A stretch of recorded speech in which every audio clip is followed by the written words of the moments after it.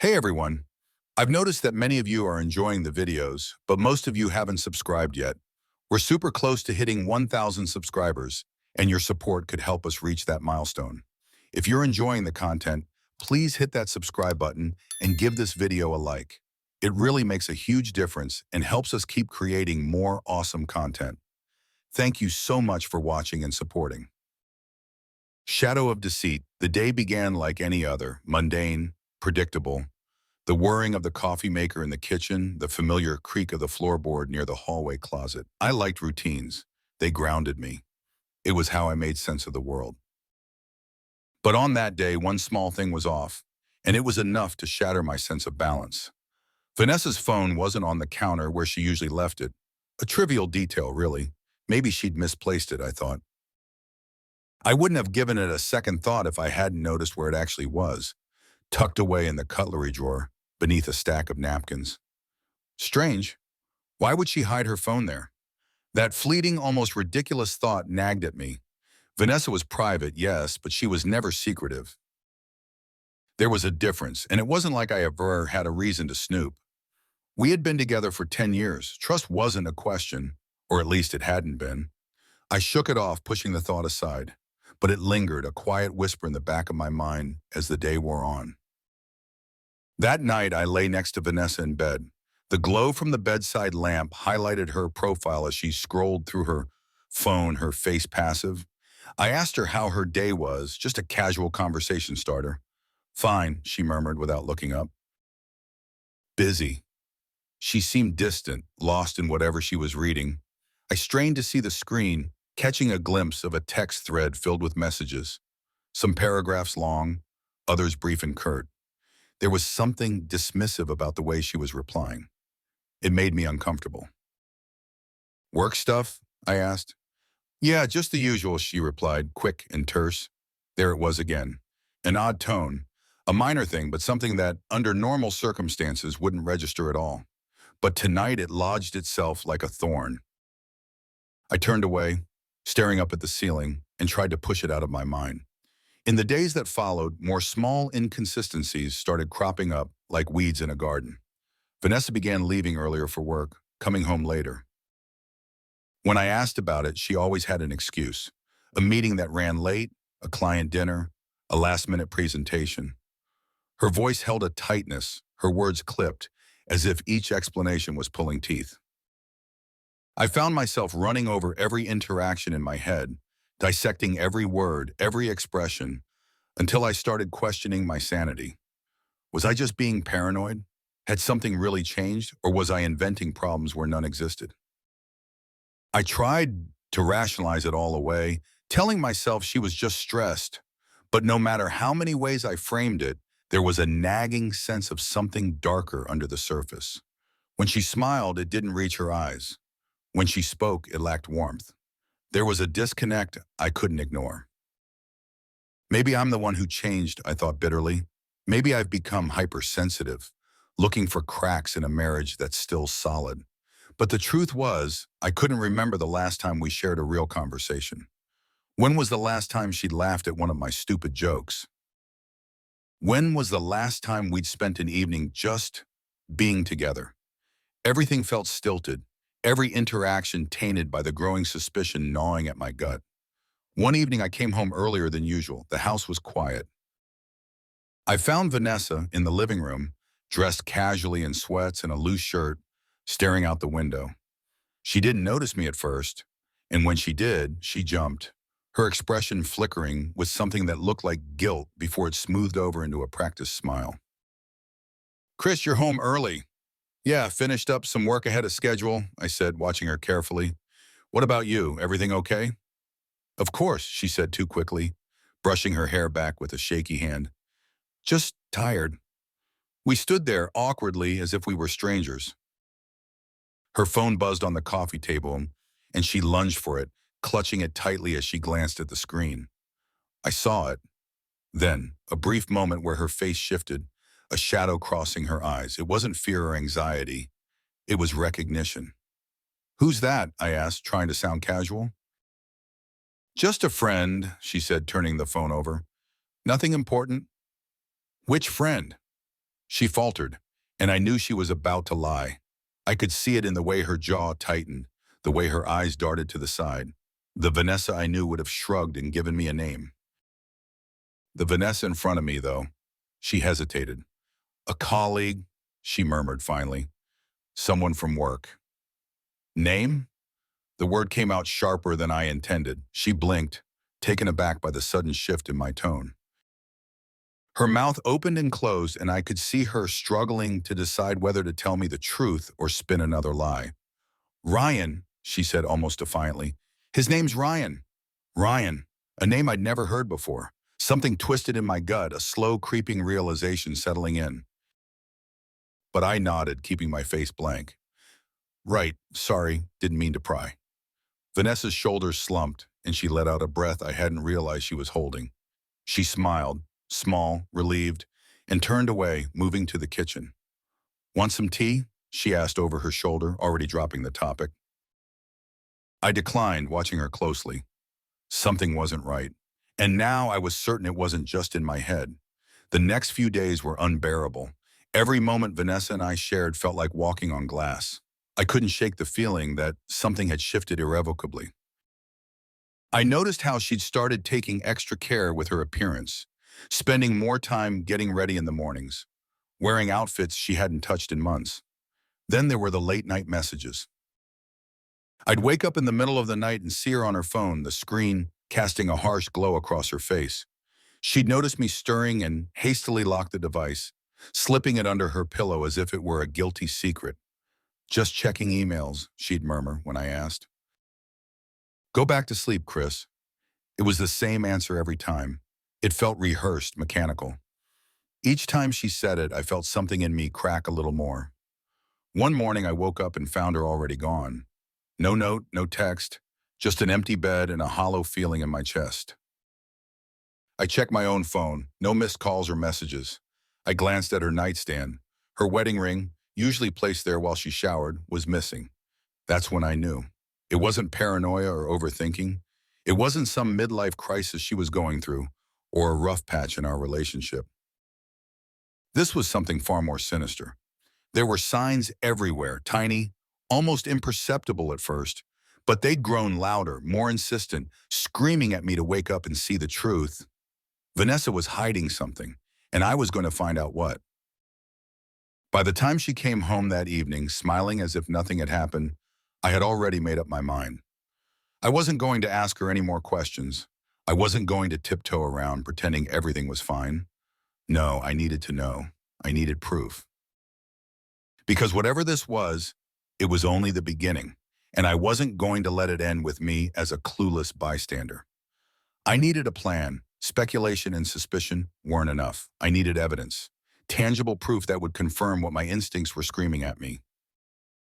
But that meant digging deeper, pushing boundaries I'd never thought I'd cross. It meant becoming someone I barely recognized. That night, I waited until Vanessa had drifted off to sleep, her breathing evened out, soft and rhythmic. I watched her for a moment, the way her chest rose and fell with each breath, and I almost lost my resolve.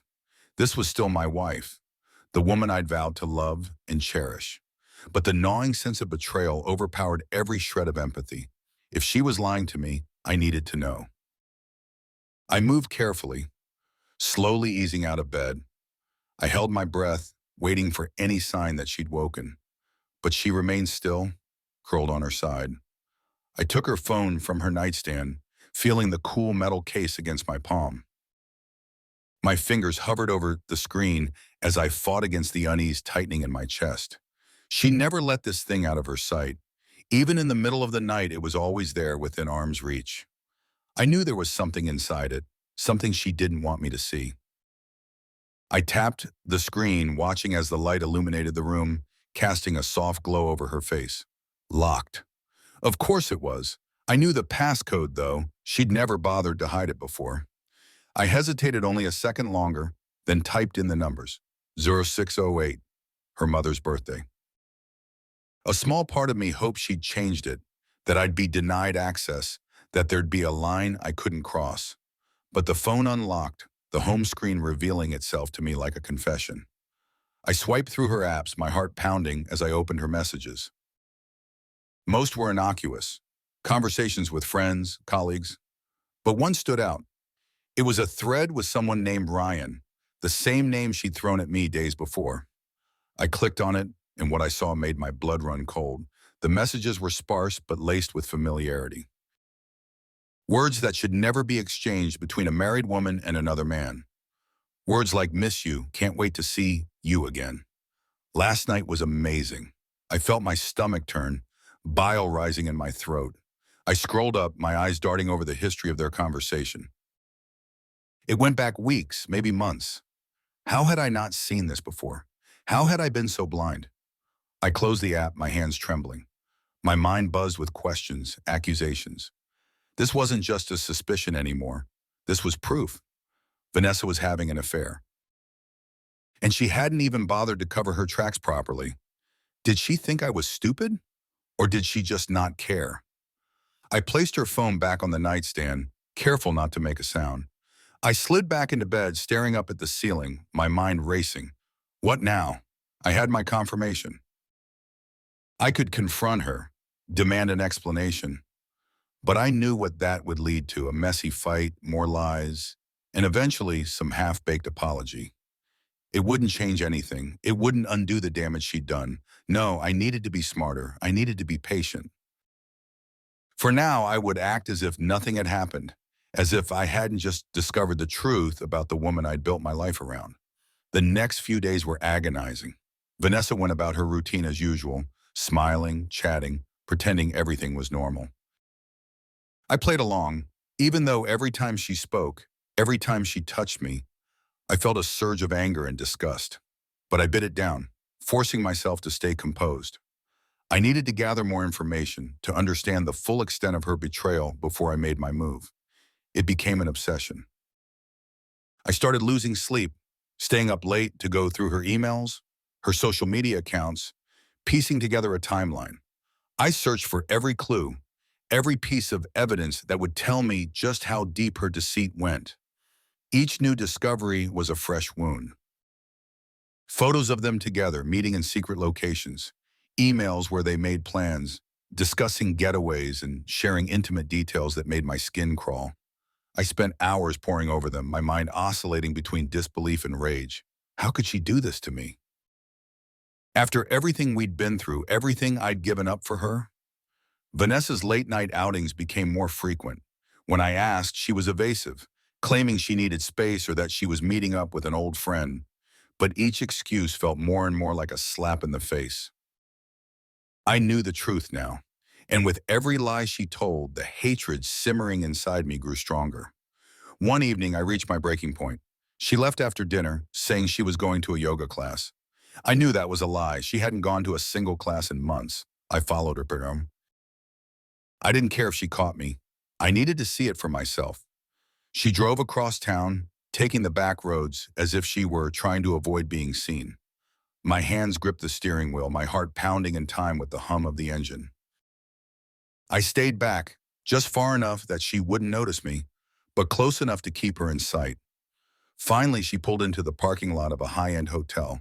I parked a few spaces away, watching as she stepped out of the car. She glanced around, nervous, checking her phone before heading inside. I waited, counting the minutes, my thoughts spiraling. Maybe it wasn't what I thought.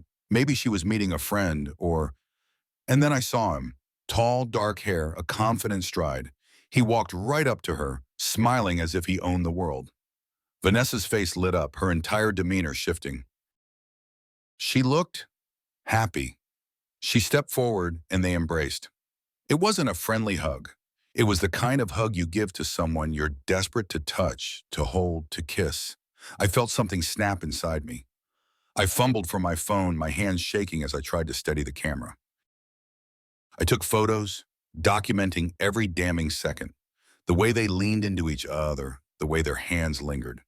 Then they disappeared into the hotel together, leaving me alone in the parking lot, staring after them. I sat there for a long time, my mind blank. I should have gone home. I should have walked away, but I couldn't move. I felt numb, hollowed out. My wife, the woman I trusted with every part of myself, was in that hotel room with another man, betraying me in the worst possible way. Eventually, I forced myself to leave. I drove home on autopilot, the images replaying in my head over and over again. By the time I pulled into the driveway, the numbness had given way to something else, something darker and more potent: rage. I stormed into the house, slamming the door behind me. I paced the living room, my thoughts racing, each one sharper and more vicious than the last. I wanted to hurt her. I wanted her to feel every ounce of pain she'd inflicted on me. But how? What could I do that would even come close to matching the agony I was drowning in? I glanced down at my phone at the photos I'd taken. This was just the beginning. Vanessa thought she could play me for a fool, but she was wrong, so very wrong. I would make her pay for this. Not just for the affair, but for everything. The lies, the deceit, the way she looked at him like he was her entire world. I sat down, staring at the evidence in front of me. Slowly, an idea began to form. It was risky, complicated, but it could work. If I played my cards right, I could turn this entire situation to my advantage. I could expose her, ruin her in ways she never imagined. I smiled, a cold, bitter smile that felt foreign on my face. This wasn't the end. It was just the beginning. She thought she could walk away unscathed. She had no idea who she was dealing with. By the time Vanessa returned home, I'd already made my decision. I greeted her like nothing had happened, masking the fury burning inside me.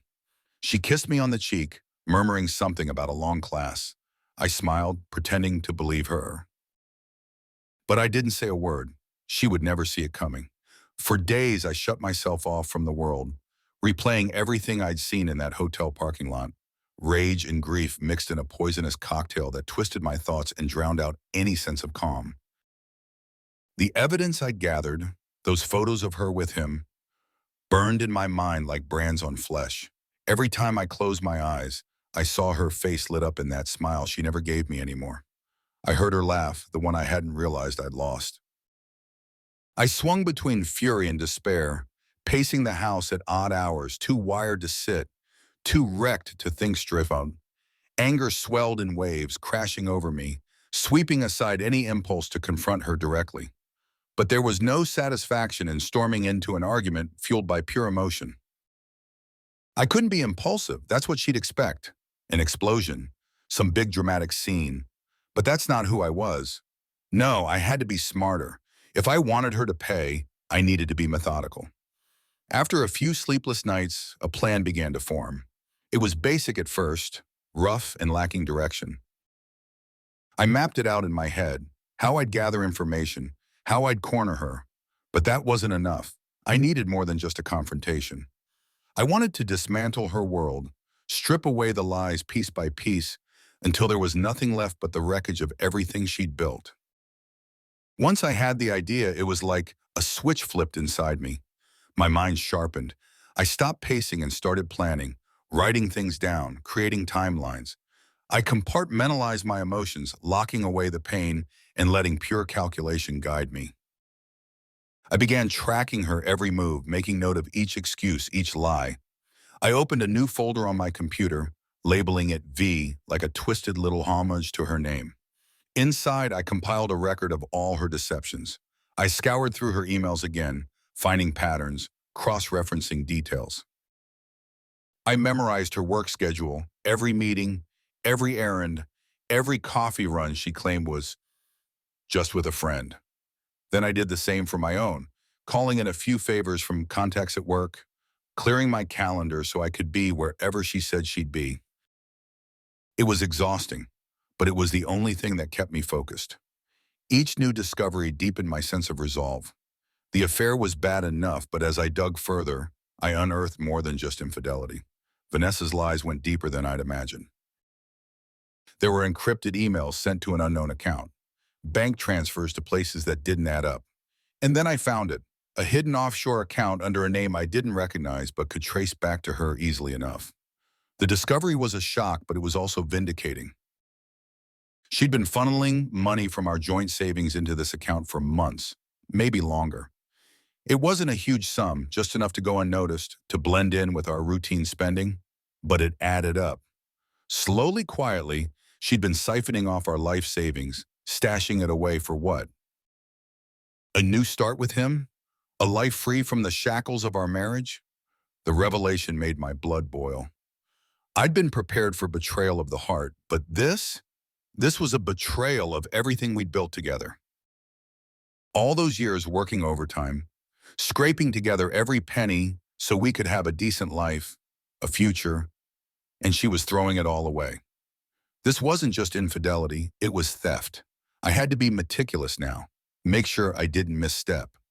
Any confrontation too soon and she'd know I was onto her. So I dug deeper. I took screenshots of every transaction, documented every suspicious withdrawal. I followed the trail until it led me back to Ryan's name, a few minor deposits linked to his own accounts. I smiled bitterly as the pieces clicked into place. I decided it was time to turn up the heat. I created a new email account, something generic and untraceable, and started sending anonymous messages to Vanessa's company's HR department. A few suggestions that there were irregularities in her spending reports. A few hints that she'd been using company resources to fund personal trips. I made it look subtle, almost accidental, just enough to catch someone's attention, but not enough to send off alarm bells. It worked better than I'd hoped. Within a week, I noticed Vanessa growing more tense. She'd come home in a foul mood, snapping at me over the smallest things. I could see the pressure building. She was on edge, and it was glorious to watch. But I wasn't done yet. Once I had enough dirt on her, I turned my focus to her social circle. I wanted to isolate her, make her feel as betrayed as I did. I started leaking information, small, suggestive messages to her closest friends. Anonymous, of course, but laced with just enough truth to make them question her loyalty. I sent one friend an email that included a snapshot of a bank statement. Nothing incriminating on its own, just a minor discrepancy in an account they both had access to for some side business they'd started years back. I framed it like a warning, as if I were doing them a favor. Within days, I saw the rift forming. Vanessa would mutter to herself in frustration when they didn't reply to her messages or when her phone buzzed with curt, one-line texts. I knew I was driving a wedge between them. Watching her world crumble in slow motion was intoxicating. But the real power move came when I started framing her at work. I created fake emails from her account, linking her to fraudulent activities, and made sure they landed in the inboxes of key executives. Each email was carefully crafted to sound just like her, but with a subtle undertone of malice. It didn't take long before she was called into meetings she hadn't expected, forced to explain discrepancies that shouldn't exist. One night she came home, her face pale, her hands trembling. "Chris, something's wrong," she whispered, dropping her bag on the kitchen table. They think I've been embezzling. There are emails, transactions, but I didn't do it, I swear. I looked up from my laptop, feigning concern. Embezzling? That's crazy. Why would they think that? "I don't know," she cried, her voice breaking. "Someone's setting me up." "Who would want to do that?" I asked softly, my gaze never leaving hers. I don't know. Maybe someone in the company, or..." Her voice trailed off and I watched her face crumple. She was unraveling, grasping at straws. And she had no idea I was the one tightening the noose around her neck. "I'm sure it's a misunderstanding," I said, reaching out to take her hand. "Maybe you should talk to a lawyer, just to be safe." She nodded slowly, her expression lost. Yeah, maybe I should." I held back a smile.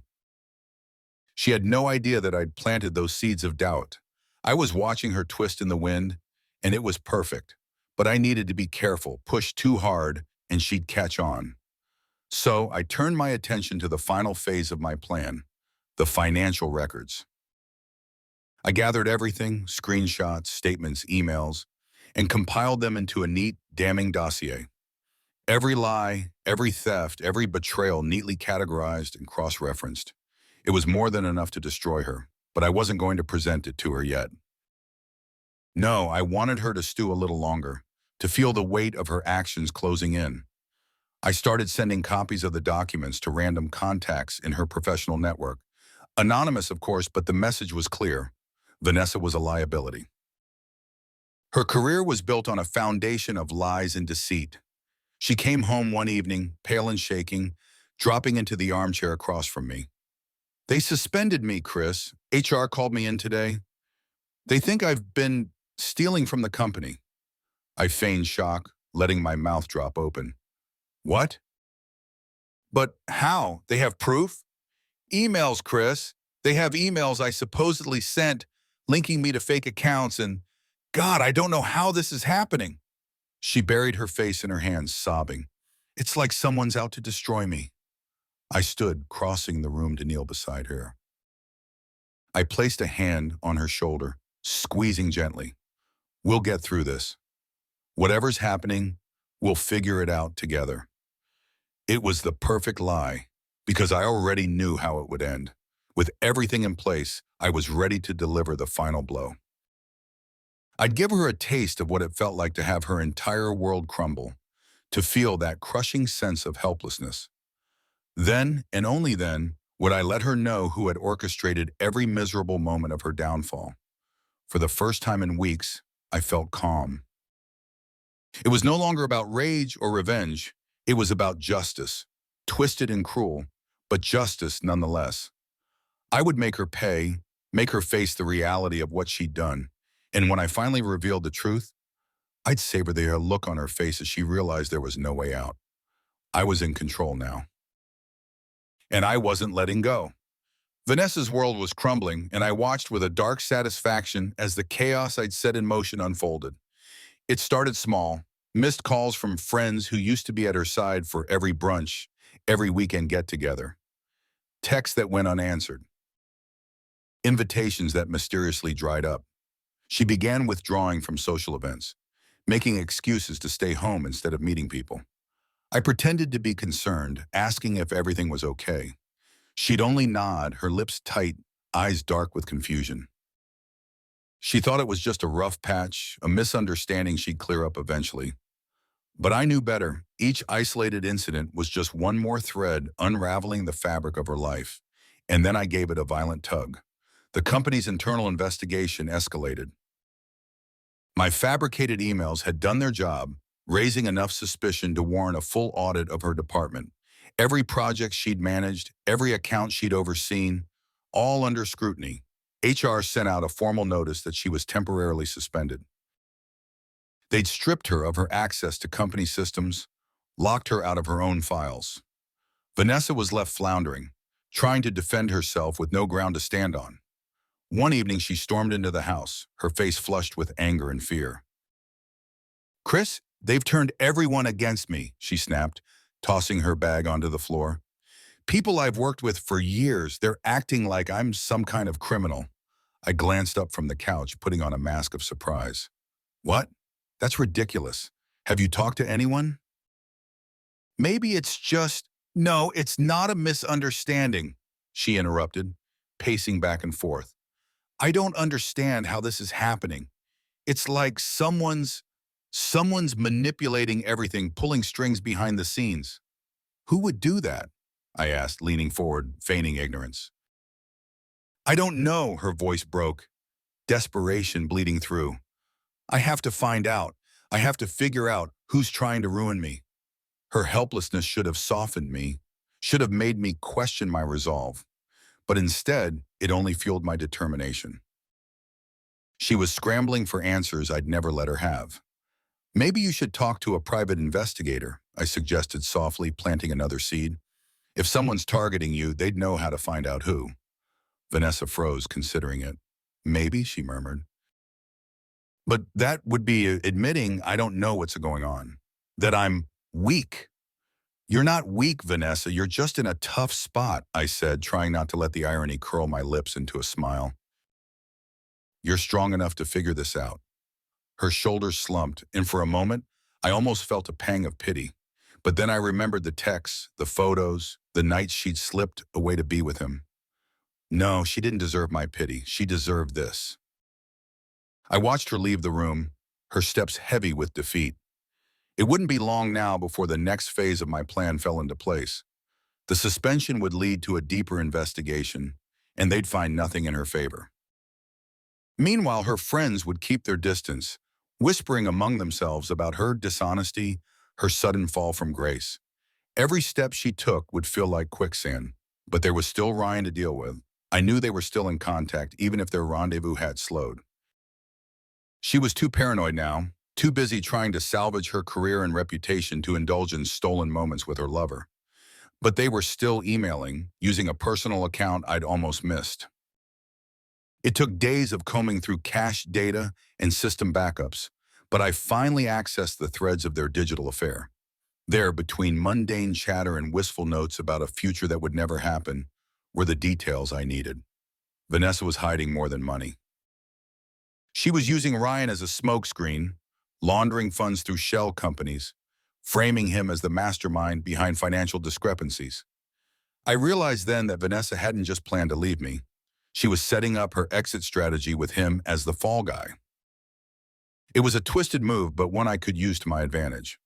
I composed an email, carefully drafting it from Vanessa's account. It was short and pointed, referencing offshore accounts and recent meetings. I sent it to Ryan's inbox, then followed up with another message from a new anonymous account, warning him about a supposed investigation by law enforcement, just enough to plant fear, to make him wonder if Vanessa was about to throw him under the bus. The response was almost immediate. Ryan panicked. His replies became erratic, demanding Vanessa come clean, accusing her of using him. He sent frantic messages, calling her nonstop. When she didn't respond, too caught up in her own chaos, he started to break. The next morning, Vanessa came downstairs, her phone clutched in her hand, her face white as a sheet. "Chris, something's wrong with Ryan," she murmured, dazed. He's saying things that don't make sense. Accusing me of betraying him. "Why would he say that?" I asked, leaning against the kitchen counter. "I don't know," she said, her voice rising. "It's like he thinks God, he's losing it. He said someone's been feeding him information about me, about my accounts. He's threatening to go public if I don't go public?" I repeated, my heart pounding with excitement. "What, like a whistleblower?" She nodded, her eyes wide. "He's convinced I'm setting him up. He's going to tell everyone. If he does, I'm finished." I held her gaze, letting her fear settle between us. "Maybe you should end things with him," I suggested softly. "Cut ties before it gets worse." For the first time, Vanessa didn't argue. She nodded slowly, a resigned look crossing her face. "You're right. I can't have him dragging me down too. I'll end it today." It was exactly what I needed her to do. With Vanessa pulling away, Ryan would feel cornered, desperate. I'd calculated it perfectly. One push in the right direction, and he'd implode. Later that night, Vanessa locked herself in her office, her voice muffled as she spoke to Ryan over the phone. I stayed out of sight, straining to hear the edges of their conversation.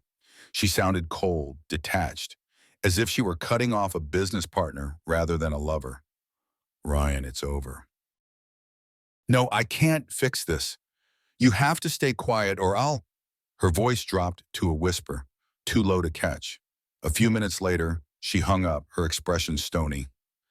I watched her from the shadows, wondering what she'd said to him, what final nail she'd driven into the coffin of their relationship. But it didn't matter. I had what I needed. The next day, I initiated the final phase. I forwarded our collected financial evidence, every transaction, every forged document, along with Vanessa's correspondences to the police. I framed it as a tip-off, laying out a complex scheme of fraud and theft. I made sure to include Ryan's involvement, implicating him as a co-conspirator. Vanessa might have tried to pin everything on him, but I made it look like she was the one pulling the strings. A few hours later, I received a response. They were launching an official inquiry. That evening, Vanessa's phone rang. It was a detective asking her to come down to the station for a voluntary interview. I watched as she stammered out a response, agreeing to meet them the next day. She turned to me, her face drained of color. "Chris, the police. They want to question me about work," she whispered. "About work?" I echoed, raising an eyebrow. "Didn't you say it was just an internal investigation?" I, I thought it was, she said, her voice trembling. But this is serious. They think I've done something criminal. I stepped forward, placing a comforting hand on her arm. Just tell them the truth. If you've done nothing wrong, you have nothing to worry about. Her eyes searched mine, desperate for reassurance, but all I felt was a deep, satisfying sense of closure. She'd walked into every trap, blind to the fact that I'd been behind it all. I could have ended it there, let the authorities take over. But I needed one last confrontation, one final moment to lay it all out for her. I arranged to meet her at our favorite spot the next day, a small park tucked away near the edge of town. It had been our haven once, a place we'd come to escape the world. Now it would be the site of our reckoning.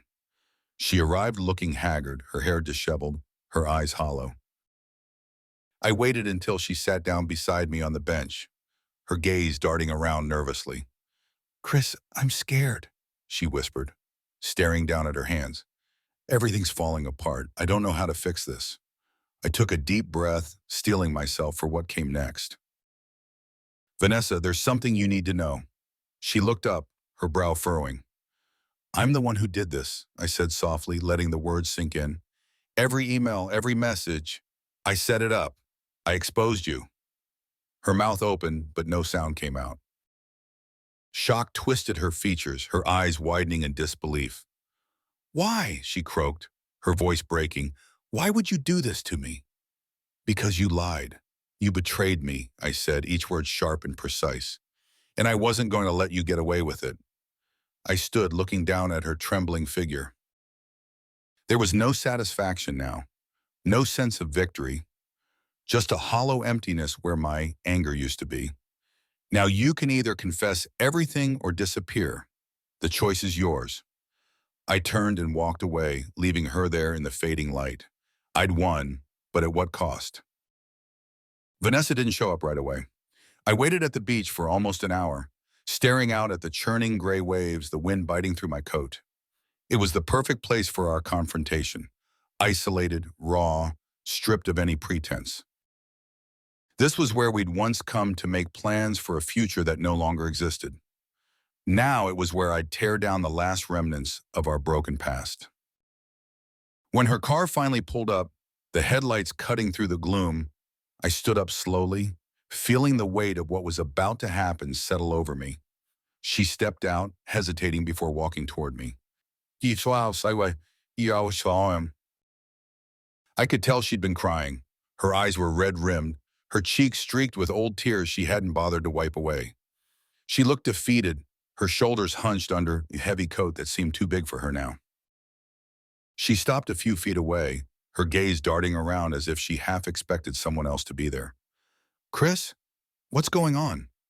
Why here?" she asked, her voice small, almost childlike. I gestured to the spot beside me, a familiar place on the sand where we used to sit together. She hesitated, then sank down reluctantly, folding her arms around herself. She looked fragile, a shell of the woman I'd known, but I couldn't let that sway me. This was the moment I'd been building toward. "Do you remember this place?" I asked softly. "We used to come here to talk about our dreams. When everything felt possible." She nodded, her lips pressing into a thin line. "What's the point of bringing that up now? Because this is where it all started, and this is where it ends." She flinched at the finality in my tone, a flicker of fear in her eyes. "Chris, please. I don't know what you want from me. I'm barely holding on. The police, the company, my whole life is falling apart. If this is about what happened with Ryan—" "It's not just about him," I interrupted, keeping my voice steady. "It's about everything. The lies, the betrayal, the way you thought you could just destroy me and walk away." Her face twisted in confusion. "Destroy you? What are you talking about? I know what I did was wrong, but it was never about hurting you. It was just convenient," I finished, feeling a surge of bitterness. "I was just a convenient piece of your life. The stable husband you could lean on while you siphoned off our money, while you planned your escape with him." She sucked in a breath, shock spreading across her face. How do you know about that? Because I've been watching you, I said, keeping my gaze locked on hers. I know everything, Vanessa. I know about the offshore accounts. I know about the money you've been transferring. I know about every lie you told to cover your tracks. She shook her head, tears pooling in her eyes. Chris, please, it wasn't like that. I was going to leave, yes, but not with the money. It was just a safety net. I didn't want to leave you with nothing. I just wanted a way out. A way out? I laughed, a hollow sound swallowed by the wind. Is that what you tell yourself to feel better? That you were just protecting yourself? What about me? What about what you took from me? From us? She lowered her gaze, her hands trembling in her lap. I'm sorry, she whispered. I know I can't undo it, but I never meant for it to go this far. Didn't you? I asked, my voice rising. You thought you could steal, cheat, and lie, and I'd be none the wiser? That you could walk away, leaving me to pick up the pieces while you built a new life with him? I was desperate, she cried, her voice cracking. I felt trapped. Our marriage, it hasn't been right for a long time, you know that. I didn't know how to fix it. And running away was the solution? I demanded, stepping closer, letting her see the rage I'd held back for so long. Destroying everything we had? I didn't want to destroy you, she murmured, staring down at her hands. I thought it would be easier if I just disappeared, if I let you move on. Move on, I scoffed. You wanted to vanish and take half of everything with you. That's not letting me move on, Vanessa. That's theft. That's betrayal. That's ripping my life apart because you couldn't handle yours. She looked up, the tears finally spilling over. I'm sorry, she repeated, her voice breaking. I know I've hurt you. I know I deserve this. But please, Chris, if there's any part of you that still cares, I interrupted sharply. I cared. I cared enough to put up with all the excuses, the late nights, the cold shoulder. I cared enough to give you every chance to come clean. But you didn't. You let it go on until there was nothing left to salvage. Her sobs turned raw, shaking her shoulders.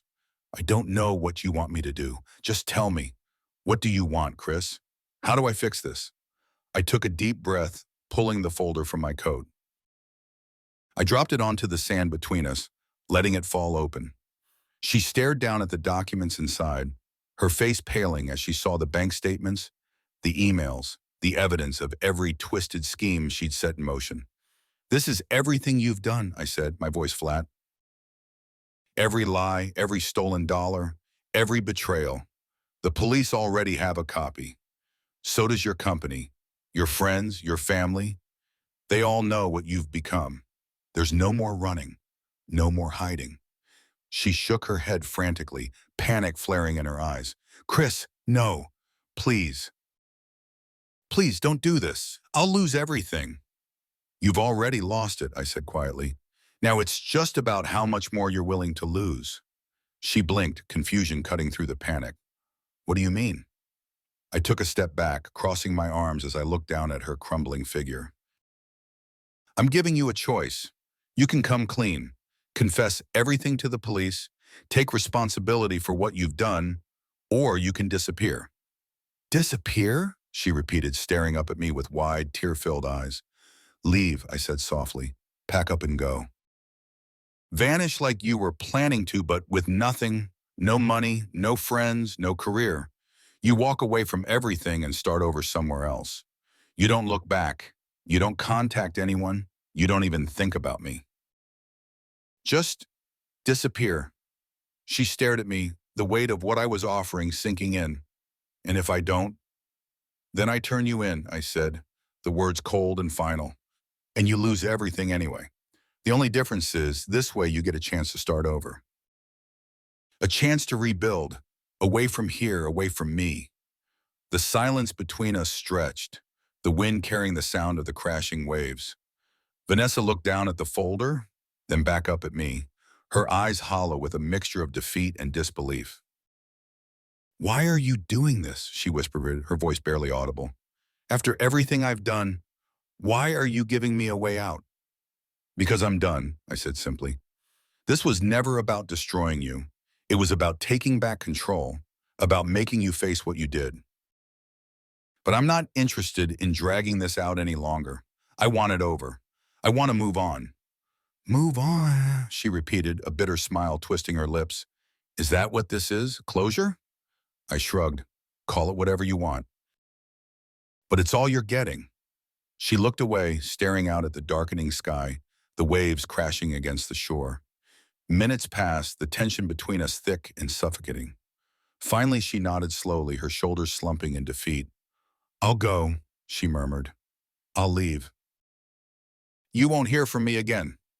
I nodded, a strange emptiness settling in my chest. Good. Make sure you do, because if I see you again, if you come back, I'll finish what I started. She looked up, her eyes meeting mine one last time. You've already finished it, Chris. There's nothing left to destroy. I watched as she stood, her movements slow and weary. She turned, walking back to her car without another word. I stayed where I was, listening to the sound of her footsteps fading, the car door closing, the engine starting up. The headlights cut across the sand, then disappeared as she drove away, leaving me alone on the beach. It was over. I should have felt something, relief, triumph, satisfaction, but all I felt was empty. I'd won, but I'd lost something along the way. Something I couldn't name, something that left a hollow ache in my chest. I turned, looking out at the waves one last time, then started walking back to where my own car was parked. There was nothing left to say, nothing left to do. Vanessa was gone, and so was the man I used to be. The days after Vanessa left were strange and hollow, like walking through a familiar place that had somehow lost its shape. The house felt cavernous and empty. I moved through it like a ghost, each room a reminder of what once was and what would never be again. I thought I'd be ready for this, that I'd savor the quiet, the solitude, but it wasn't what I expected. Vanessa's presence lingered like an echo in the walls, memories of our life together that felt tainted now, twisted by the truth of what she'd done. Every framed photo, every piece of furniture, every mundane object bore the weight of her betrayal.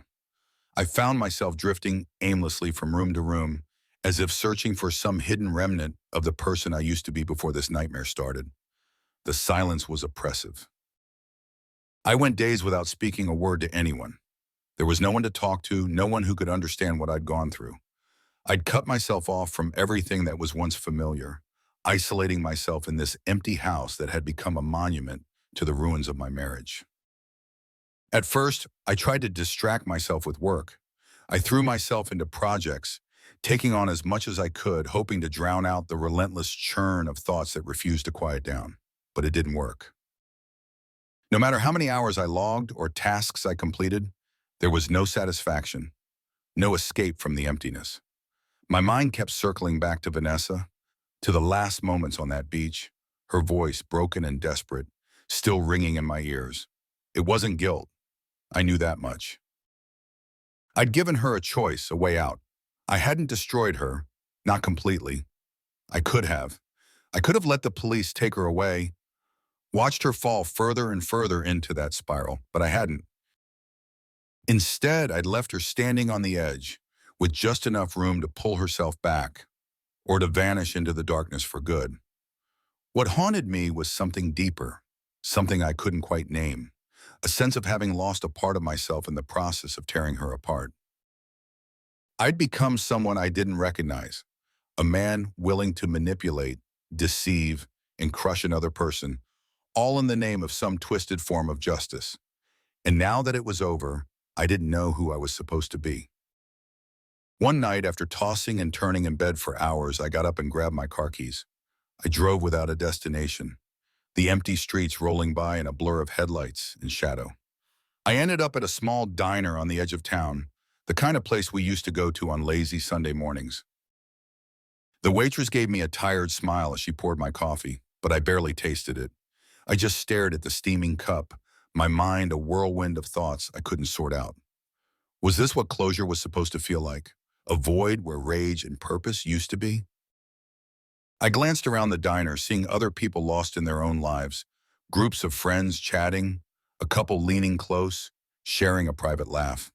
For the first time in months, I felt a sharp pang of longing, not for Vanessa, not for what we had, but for something more than this emptiness. Something real, something I could rebuild without it being poisoned by the past. But I wasn't there yet. The damage ran too deep. I paid for the coffee and left, the bitter taste still lingering on my tongue as I drove back home. The loneliness pressed in on me, threatening to suffocate. I knew I couldn't keep going like this. I needed to get away, to put distance between myself and everything that reminded me of the man I'd become. The next morning, I called my boss and requested an extended leave of absence. There was a pause on the other end of the line. Shock. Confusion. I'd always been the reliable one, the guy who never missed a day. But after a few beats, he agreed, his tone hesitant. He didn't ask for reasons. He didn't need to. The rumors about Vanessa's downfall and the chaos that had followed were still fresh. I booked a one-way ticket to a small coastal town a few states away, a place we'd never visited, a place with no memories attached. I packed a single suitcase, just the essentials: clothes, toiletries, a few personal items. I left everything else behind, a symbolic shedding of the life I was leaving. When I arrived, the first thing I noticed was the quiet. It wasn't like the silence of the house, oppressive and heavy. This was a gentle, soothing kind of quiet, broken only by the distant sound of waves and the occasional call of seagulls.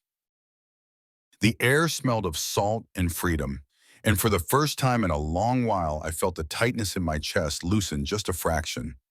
I rented a small, modest cottage overlooking the ocean, far from the tourist spots, isolated but not lonely. I spent days just walking the shoreline, letting the wind whip through my hair, the water lap at my feet. There was something meditative about the vastness of the ocean, the endless horizon. It made my problems feel small, insignificant, a single drop in a sea of possibilities. I didn't speak to anyone beyond basic pleasantries. I didn't reach out to friends, didn't check my email. It was as if I'd vanished from my old life entirely, shedding the skin of the man I used to be. The solitude was what I needed, a space to breathe, to reflect, to unravel the knots inside me that I hadn't even known were there. I found myself sitting on the porch at dusk, watching the sun sink into the water, feeling, not happy, not content, but something closer to peace. I thought about what I'd done to Vanessa, how I'd unraveled her life piece by piece. It wasn't regret I felt, but a strange kind of detachment, as if it had all happened to someone else, someone far away. I'd gotten what I wanted, my revenge, my sense of justice. But the cost had been higher than I'd realized. It had stripped me of more than just love or trust. It had changed me at a fundamental level, made me question everything I thought I knew about myself. I couldn't go back to who I was before. That man was gone, replaced by someone harder, colder. But maybe, I thought, I didn't have to stay that way forever. Maybe this time away could be the start of something new, a chance to rebuild without the weight of betrayal pulling me down. Slowly, I started to let go. I deleted the folder on my computer labeled V. I stopped checking the news for updates on her case. Whatever she chose, confession or disappearance, was no longer my concern. I let the remnants of her presence in my mind dissolve, like sand slipping through my fingers.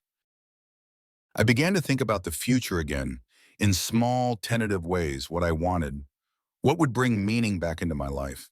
It wasn't easy, and there were days when I still felt the dark pull of anger and bitterness. But each time it came, I turned away, focusing instead on the rhythm of the waves, the whisper of the breeze. One afternoon, as I was walking along the beach, I found myself smiling at something simple, a cluster of seashells glinting in the sunlight. It was a small thing, almost trivial, but it was real. It was untainted by the past. I picked up a shell, turning it over in my hand, marveling at its delicate structure.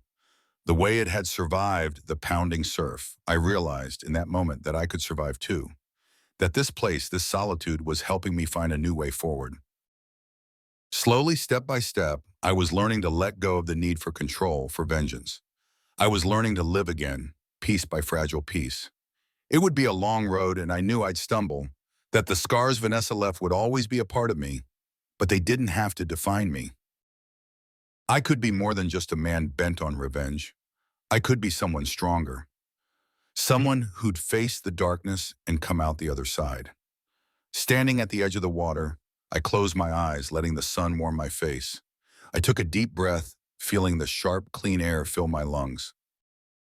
I wasn't the same person who'd stood on that beach with Vanessa, tearing her down with words and evidence.